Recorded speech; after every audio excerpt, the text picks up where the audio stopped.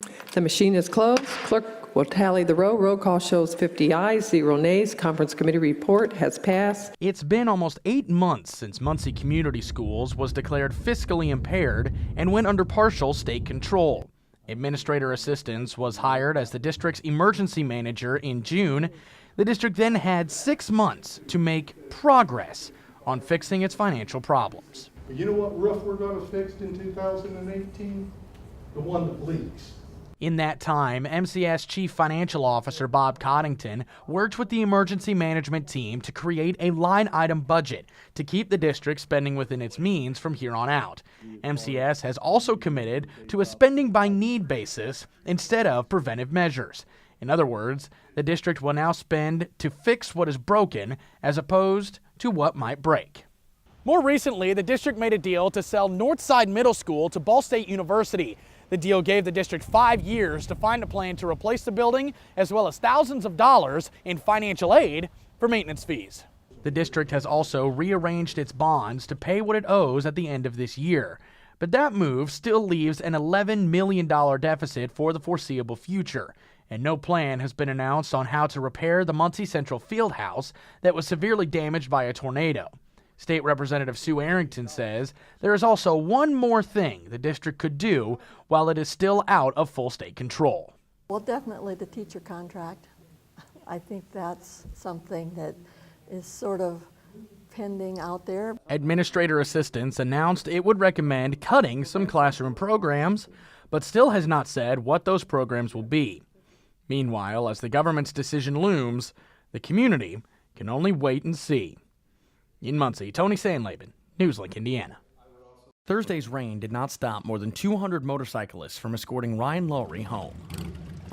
Members of Indiana's Patriot Guard, the American Legion, the local police and fire departments, as well as community members, all came to Newcastle to pay their respects. Vietnam veteran Benny Raines had never met Lowry or his family, but still felt an obligation to be there. This young sailor, he's a blood brother, but he was also a veteran to us all, and he was our hero. Lowry was raised in Middletown, but he was taken to the Sproles Funeral Home in Newcastle because of a family connection. His father helped build that home. Kenny Norfleet is a friend of Lowry's father. He said that while news of Lowry's death was devastating, the community support was reassuring. They had no idea of how vast and how much Ryan's life and his death has affected Central Indiana. And here's all the firemen and the EMS and all the people out, and you know, I couldn't believe how many people would stand there and held a salute for this whole bunch to go through. That's a pretty good honor. A veteran of wars in both Afghanistan and Iraq, Lowry received the Purple Heart as well as the Navy and Marine Corps Commendation Medal. Before joining the military, he played offensive and defensive tackle on Shenandoah High School's football team. In his obituary, Lowry was described as a patient, humble, and hardworking individual who also had a winning smile. But Alan Thomas, a veteran himself who also never met the Lowry family, felt Thursday's community support should send a stronger message. One nation under God. No matter race, religion, we're here. In Newcastle, Tony Sandlaben, IPR News. In Muncie, as the old saying goes, when it rains, it pours. After Muncie saw less than 2 inches of rain in all of August, roughly an inch fell during a storm last night. When heavy rain hits Muncie, people wonder just how badly the Madison Street underpass will flood. Basically, anytime that we have a major rain, we have, for the most part of my career, we've had to deal with the underpass being flooded as it does. Muncie Fire Chief Eddie Bell has worked in Muncie for more than 30 years. He has made numerous rescues of stalled cars at the underpass. He says he also has had to divert his firefighters from using it to get to calls in a rainstorm.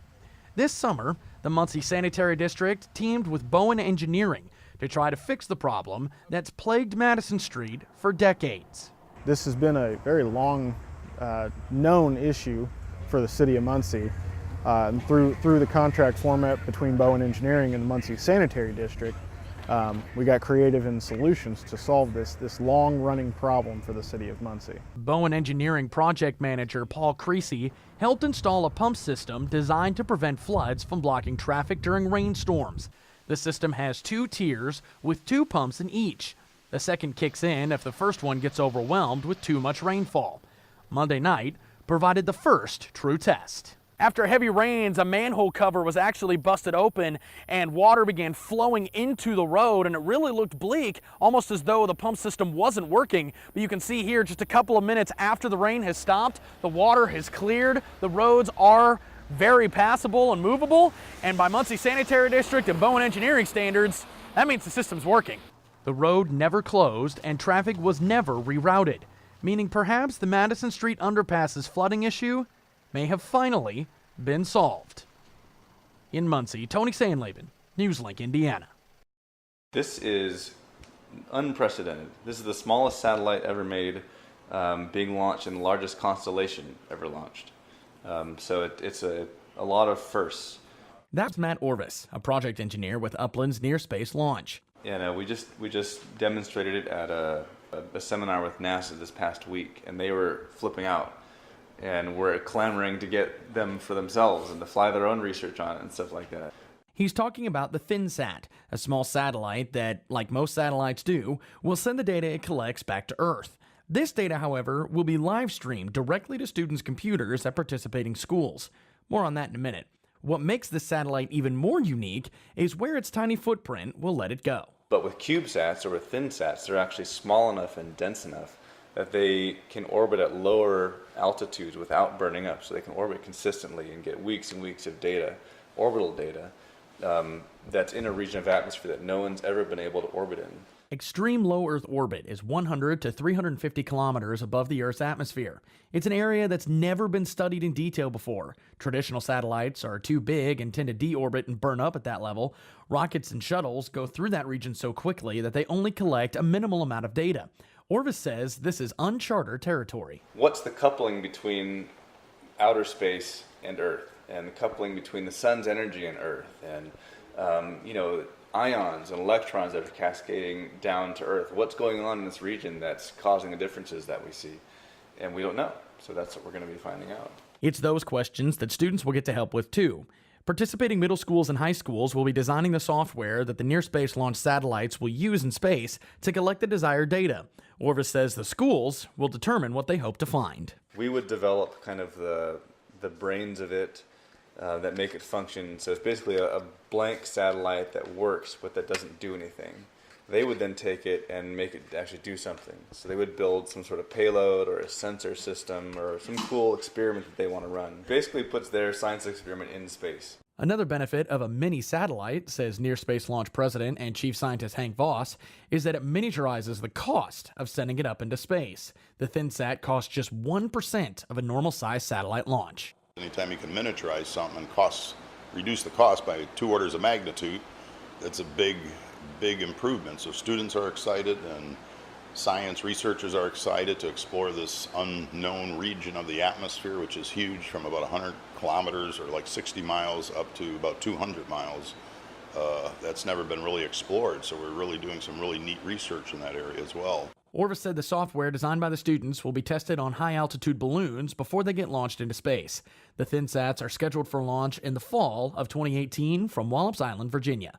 In Upland, Tony Sandlaben, IPR News. But it just upsets me that something would happen to the... A common reaction to the damage to Muncie Central High School's historic field house. First built in 1928, it has hosted games and graduation ceremonies, among other things. It now has a hole in its roof and water damage to its interior after a rare tornado swept through Muncie 2 weeks ago. After a week of checking out the damage, Muncie Community School officials still don't have an estimate of the damage, how long repairs may take, or if repairing the building is even possible. I think the most famous game was when we played Anderson. Diana Kraus graduated from high school in the field house. She and her brothers all are alumni of Muncie Central. She says her brothers competed in athletic events there as well, but she could not get enough of the basketball games. Out of the 4 brothers I have, I'm the only girl, so I'm the one that has to be the rowdy one. And This area used to be where you could find the old McKinley Junior High School, where Krause and her siblings attended before they went to Muncie Central. Oftentimes they found themselves walking across this parking lot over to the old field house for things like gym class and also school dances. Remind me of my days in high school that I wish I was still in, so being the age I am, 61, so it's so many years, so. Krause says the first thing that pops in her mind when she thinks of Muncie is the field house. Muncie Mayor Dennis Tyler says repairing the building will likely take a collaborative effort. Bearcats are pretty strong, and we'll figure out a way to come back from it. The mayor's optimism is not unfounded. The field house is insured for $10 million. Until it gets fixed, Muncie Central's basketball team has moved its practices and games to Southside Middle School. But Krause says that gym simply does not compare. It's totally different atmosphere, and just, I don't think it'd be the same. Other community organizations have offered to help fill the void the currently closed facility has left. Ball State University, for example, will be hosting this year's Christmas Sing event. But as for the historic landmark, the future is still uncertain. In Muncie, Tony Sandlaben, NewsLink, Indiana. At around 9 o'clock this morning, the FBI began to conduct a search warrant here at Muncie City Hall in the building commissioner's office. One city attorney said that no warrant was presented at the initial beginning of the search. She said that all they did was walk in and say they had a warrant and simply began searching the building, told the employees of the office to go home. No word was given on what the search was for or what was found or where any of the materials would go. There was a statement given from the mayor saying simply that there is a search going on by the FBI and that the city will cooperate with the investigation. We'll be sure to bring you more details as this story develops. For now, in Muncie, Tony Sandlaben, NewsLink, Indiana. Probably one of the worst drugs out there, if not the worst to be addicted to, but yeah, it's definitely taken its toll on me. Meth. That's one of the charges that Muncie's Shannon Blankenship is in jail for. He is just one person who is part of the bigger picture. Between January and September of 2016, police busted 126 meth labs in Delaware County. That number is more than double the next closest county in Indiana. Despite that, Delaware County Sheriff Ray Dudley says that number isn't all bad. Being #1 county out of the state of Indiana, I look at it as a positive thing. A positive thing in the way that our law enforcement officers is going out, they're locating the stuff. Even with law enforcement doing its job, the question still remains. Why are people using meth? Blankenship has an explanation. It takes my pain away. Sheriff Dudley says Blankenship's experience is not uncommon. You know, a lot of this started when Indiana started closing down the pain clinics. You know, the doctors where you could go and just, you know, tell them that you got an ache and they'll give you prescription pills for it. So once those start shutting down, that's when our meth problems really start increasing. Dudley also said other reasons people turn to meth include living in poverty, being unemployed, and even boredom. But it's not just the drug that affects the community. Chief Prosecutor Jeff Arnold says the labs themselves affect more than just the user. What we see here in Delaware County is called a one-pot method. It's different than crystal meth. That has a lot more collateral damage to it. Arnold explained that when people cook meth themselves, it can negatively impact children's health, neighborhoods, property values, and use of tax dollars, among other things. Sheriff Dudley says he still plans on taking an aggressive approach, but says the target is the drug, not the people. The people that's on these drugs is still somebody's child. It's somebody's mother or father. It's somebody's related or best friend. So we want to try to get them off this drug, get them reinduced back into society to be a productive citizen. In Muncie, Tony Sandlaben, IPR News. Our top story tonight, a water boil warning is in effect in Muncie along Madison Street from East Memorial Drive to 21st Street. That's right. 3 water main breaks forced restaurants in that area to close for most of the day. NewsLink Indiana's Tony Sandlaben is live at Madison Street with more on how this could affect you. Tony? Well, if you're looking for a late night snack or a really late dinner in this area, you're probably changing your plans. You can see behind me here, crews are starting to clean up from construction of 3 water main breaks that occurred here earlier this morning. One worker came up to me and said that a cause of these is usually some kind of wear down in the pipe system, but we don't know the cause of today's water main breaks. Now, Indiana American Water did say that they turned the water back on. However, some Burger King employees said they don't have the water on back yet. That announcement was about 30 minutes ago. Now, keep in mind, businesses close at about 9 o'clock this morning. Those restaurants did, rather.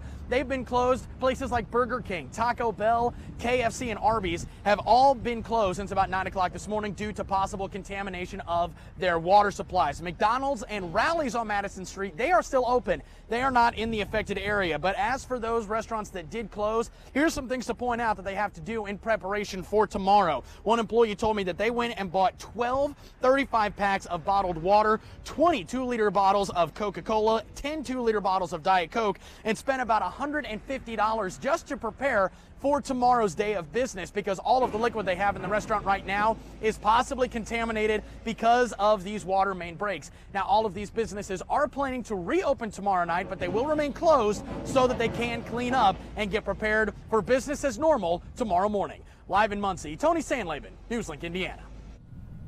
All right, thank you, Tony. Stores in the area, including CVS and Walgreens, did remain open today. However, they were forced to shut down their restrooms due to the possibility of contaminated water.